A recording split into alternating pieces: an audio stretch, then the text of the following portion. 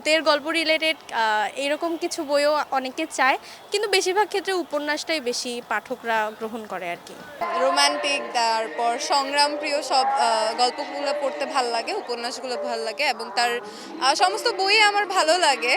আজকে মূলত বইমেলার প্রথম দিন বরাবরই আমি মূলত ৩ বছর ধরে বইমেলাতে আছি, তো বরাবরই প্রথম দিন একটু মানুষজনের কমই থাকে মানুষজন। আর এবার হচ্ছে হুট করে বইমেলাটা ডিসিশন ফাইনাল করছে যে ২৬ তারিখে হবে, এতদিন পর, যেখানে আমাদের জানা ছিল যে ফেব্রুয়ারির শুরুতেই হওয়ার কথা, যেহেতু এই পুরো মাসটা মিলে রোজা। তো মানুষজন খুব একটা চোখে পড়ছে না, চোখে পড়ার মতো না। মেলাকে কেন্দ্র করে আসলে আপনারা কি রকম বই আসলে স্টলে নিয়ে এসেছেন? আমাদের স্টলে হচ্ছে বেশিরভাগ কবিতার বই, আর উপন্যাস আছে, ছোট গল্প আছে। মেলাতে তো আসলে অনেক আসলে মানুষ আসে। জি। কি বইটা আসলে সবচেয়ে তারা প্রাধান্য দিয়ে খুঁজে বেড়ায়? উপন্যাস, প্রেমের উপন্যাস, সাধারণ নর্মাল উপন্যাস। কিছুক্ষণ আগে একজন লোক আসছিল, একটু ভূতের গল্প রিলেটেড এরকম কিছু বইও অনেকে চায়, কিন্তু বেশিরভাগ ক্ষেত্রে উপন্যাসটাই বেশি পাঠকরা গ্রহণ করে আর কি।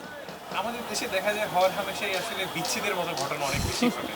জি। সেখানে আসলে প্রেমের বই কতটা ইফেক্টিভ? আমার মনে হয় না, জাস্ট মানুষ নিজের ভিতরটাকে সন্তুষ্ট করার জন্যই মূলত এই ধরনের বইগুলো পড়ে, যে আমরা যেটা বাহ্যিকভাবে পাচ্ছি না সেটা যদি বইয়ের ভেতরে আমরা কিছুটা পেয়ে থাকি আর কি। তাহলে কি ধরে নেওয়া যায় যে মানুষের জীবন এখন বইয়ের মধ্যেই লেখাতে সীমাবদ্ধ? বলা যায়। খুব ভালো লাগছে, কিন্তু যদি প্রথম দিকে হয়তো আরো ভালো হতো। রোজার মধ্যে আসে মানে কষ্ট করে আসতে হতো না, অ্যান্ড আমরা খুব আরো বেশি এনজয় করতে পারতাম। রোজার মধ্যে তো আসলে দেখা যায় যে দুপুরবেলা খাবার দাবারের কোনো আসলে কষ্ট নেই। তার জন্য কি দুপুরবেলা ঘুরতে আসলেন কিনা? হ্যাঁ হ্যাঁ, অবশ্যই, এই জন্য একটু ঘুরতে আসলাম। রোজা রেখেছেন? হ্যাঁ হ্যাঁ, রোজা রেখেছে।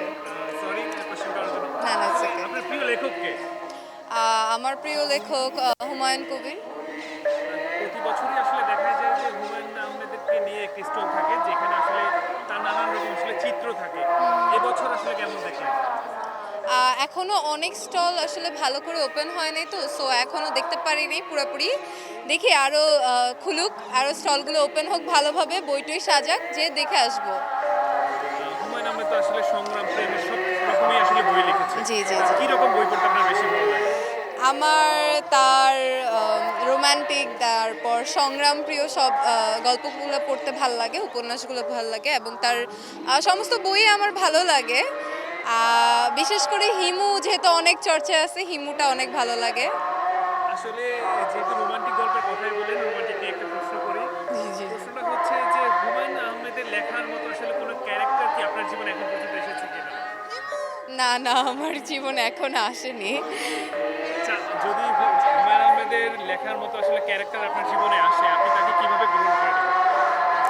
আমি মেবি তাকে পজিটিভলি গ্রহণ করব, কিন্তু আসলে বইয়ের কল্পনা জগতের ক্যারেক্টার আর বাস্তবের জীবনটা তো একটু ডিফারেন্ট। তো হ্যাঁ, আমি পজিটিভলি নেওয়ার চেষ্টা করব, বাকি দেখি কি হয়।